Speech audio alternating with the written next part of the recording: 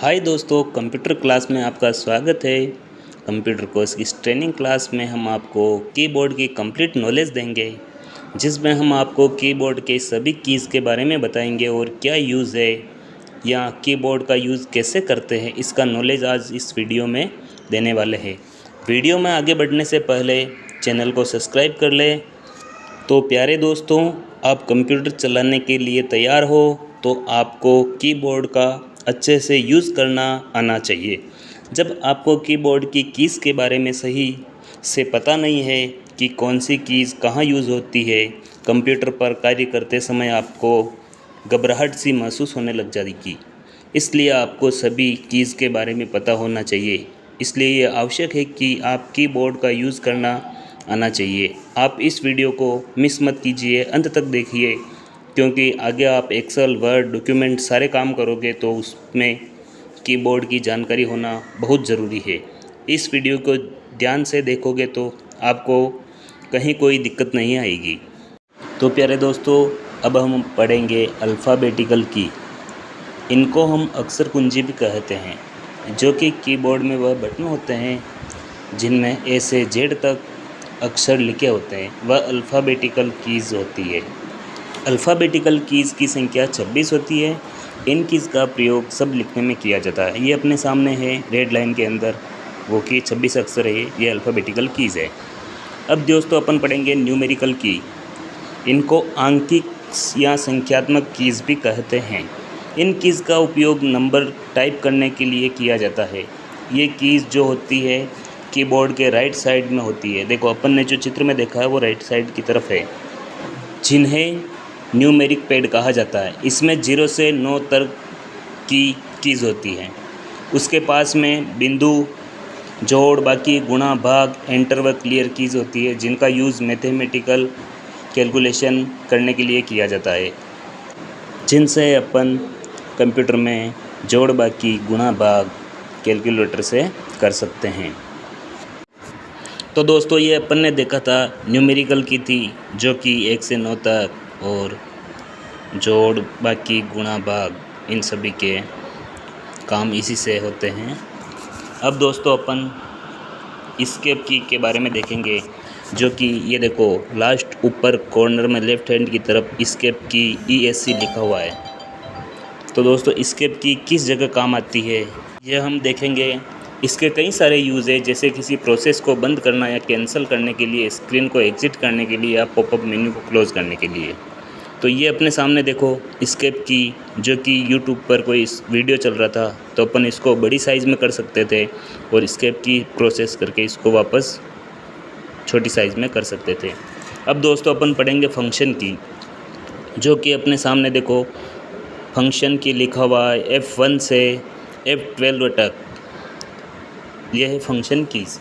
तो दोस्तों इसमें सबसे पहले अपन F1 की पढ़ेंगे। जैसे आपने कोई प्रोग्राम ओपन कर रखा है तो आप F1 प्रेस करेंगे। देखो, ये F1 प्रेस करेंगे तो आपके सामने उसकी हेल्प ओपन हो जाएगी, जो हेल्प सेक्शन है वो ओपन हो जाएगी। जैसे कि अपने सामने देखो, ये अपन ने F1 प्रेस किया था तो ये हेल्प सेक्शन प्रोसेस हो गया है। अब दोस्तों F2 पढ़ेंगे। यह कि अगर आपको किसी फाइल या फोल्डर का नाम चेंज करना है तो उसको प्रेस करके नाम चेंज कर सकते हैं। जैसे कि ये अपने सामने फ़ोल्डर है, अपन ने F2 प्रेस किया तो ये अपने सामने फ़ोल्डर का नाम चेंज करने का ऑप्शन दे दिया। अब अपन इसका नाम चेंज कर सकते हैं। जैसे कि अपन कुछ भी नाम लिखेंगे तो ये F2 प्रेस करके अपन डायरेक्ट फ़ोल्डर का नाम चेंज कर सकते हैं। अब दोस्तों F3 की के बारे में पढ़ेंगे। F3 को दबाकर आप करंटली ओपन प्रोग्राम में सर्च फीचर्स को एक्टिव कर सकते हैं, जिसकी मदद से आप फाइल डॉक्यूमेंट को ढूंढ सकते हैं। जैसे कि ये अपने सामने है तो अपन F3 प्रेस करेंगे तो ये अपने सामने सर्च बॉक्स का ऑप्शन खुल गया है। इसमें अपन कुछ भी सर्च करके सर्च कर सकते हैं। अब दोस्तों F4 की है। F4 की का यूज़ एक प्रोग्राम से दूसरे प्रोग्राम में डिफेंड हो सकता है। जैसे कि एक्सेल में F4 की को प्रेस करके आप चाहे उतनी बार रिपीट कर सकते हैं और अल्टर के साथ F4 दबाकर करंटली प्रोग्राम को क्लोज़ कर सकते हैं। अब दोस्तों F5 की पढ़ेंगे। इसका यूज़ अलग अलग प्रोग्राम में डिफेंड हो सकता है। किसी ब्राउज़र में एक वेब पेज को रीलोड या रिफ्रेश करने के लिए आप F5 की प्रेस कर सकते हैं। F5 की से रिफ्रेश हो जाएगा और या वो रीलोड हो जाएगा। तो दोस्तों अब अपन F6 की पढ़ेंगे। इसका यूज़ अगर आपने कोई इंटरनेट ब्राउज़ ओपन किया है, उसमें एड्रेस बार में जो भी URL होगा वह सेलेक्ट हो जाएगा, जिससे आप कॉपी कट कर सकते हैं। जैसे कि अपने सामने देखो ये URL है, ऊपर www.google लिखा हुआ है, तो अपन F6 की प्रेस की तो अपने सामने ये सेलेक्ट हो गया। इसको अपन कॉपी पेस्ट कर सकते हैं या दूसरा URL लिख सकते हैं। अब दोस्तों F7 की, अगर आपने MS Word, MS Excel, PowerPoint उन प्रोग्राम को ओपन किया होगा तो F7 की से आप स्पेलिंग या ग्रामर चेक करने वाले डायलॉग बॉक्स को ओपन कर सकते हैं। अब F8 की, अगर आपका कंप्यूटर टर्न ऑन हो रहा है उस समय आप F8 की को आप बार बार दबाते हैं तो बूट मेन्यू को इससे ओपन कर सकते हैं। जैसे कि ये अपने सामने अगर अपन कंप्यूटर को ओपन कर रहे हैं तो ये बूटिंग ऑप्शन आ रहा है, तो F8 की प्रेस करेंगे। अब अपन F9 की के बारे में पढ़ेंगे। इस की यूज़ बेसिकली आउटलुक में ईमेल सेंड करने के लिए किया जाता है। जैसे कि अपने सामने ये देखो, ईमेल सेंड करने के लिए अपन ने F9 की को प्रेस किया। अब अपन दोस्तों F10 की पढ़ेंगे। इस की का अलग अलग प्रोग्राम में डिफरेंट फंक्शन हो सकता है। जैसे किसी ब्राउज़र को ओपन किया है और आप F10 की प्रेस करके उसका जो 3 डॉट आइकन होता है वो सिलेक्ट हो जाता है। जैसे कि अपन इसमें देखेंगे, ये अपना गूगल ओपन करेंगे, ठीक है। ये अपन ने गूगल ओपन किया तो अपन F10 की प्रेस करते हैं तो ये अपने सामने देखो, ये 3 डॉट ऑप्शन है, राइट हैंड की तरफ ऊपर 3 डॉट ऑप्शन है, ये अपने सामने ओपन हो गया और उस पर अपन इंटर दबा के ओपन कर सकते हैं। अब F11 की को अगर आप दबाते हैं तो ब्राउज़र में आप फुल स्क्रीन कर सकते हैं और वापस F11 को प्रोसेस कर फुल एग्जिट को एक्सिट कर सकते। जैसे अपन ने F11 प्रेस किया तो अपने सामने ये देखो स्क्रीन फुल हो गई है, और जैसे अपन F11 वापस प्रेस करेंगे तो स्क्रीन वापस नॉर्मल हो जाएगी, जैसा कि अपन कंप्यूटर में देख रहे हैं ये F11 प्रेस करके। अब दोस्तों अपन F12 की के बारे में पढ़ेंगे। अगर आपने MS वर्ड, MS एक्सेल को ओपन करके उस सीट को तैयार करते हैं जो आपके काम की है, तो उसे F12 की प्रेस करेंगे तो आपके सामने सेव एज का ऑप्शन आ जाएगा। वह आप उसमें कुछ भी नाम दे सकते हैं। जैसे कि अपन ने F12 प्रेस किया था, ये अपने सामने सेव एज का ऑप्शन आ गया है। अब अपन इस फाइल को कुछ भी नाम से अपन अपने कंप्यूटर में सेव कर सकते हैं। जैसे कि ये लिखा हुआ है अपने सामने, तो अपन यहाँ डायरी लिख रहे हैं, तो अपन यहाँ कुछ भी अपना नाम, या अपन जिसको भी इस फाइल को उस नाम से सेव करनी है, अपन यहाँ नाम लिख के इंटर प्रेसेस करेंगे तो ये अपने सामने सेव हो जाएगी। अब दोस्तों अपन एक की है प्रिंट, SYSRQ लिखा हुआ है, इस की के बारे में पढ़ेंगे। यह की जब आप प्रेस करेंगे तो आपके कंप्यूटर की पूरी स्क्रीन क्लिपबोर्ड में कैप्चर हो जाएगी, फिर जिसे आप प्रिंट सॉफ्टवेयर में जाकर पेस्ट कर सकते हैं। और आप पूरी स्क्रीन का स्क्रीनशॉट लेना चाहते हैं तो इस की का यूज़ कर सकते हैं। अब दोस्तों अपन बैक स्पेस की के बारे में देखेंगे। इस की पर लेफ़्ट एरो है, वह बैक स्पेस की का सिंबल है। जब आप इसे प्रेस करेंगे तो जिस भी वर्ड में आप अपने माउस कर्सर को रखा होगा उसका कैरेक्टर डिलीट हो जाएगा, और अगर आपको ज़्यादा कैरेक्टर को डिलीट करना है तो बैक स्पेस की को अपन दबाए रखेंगे।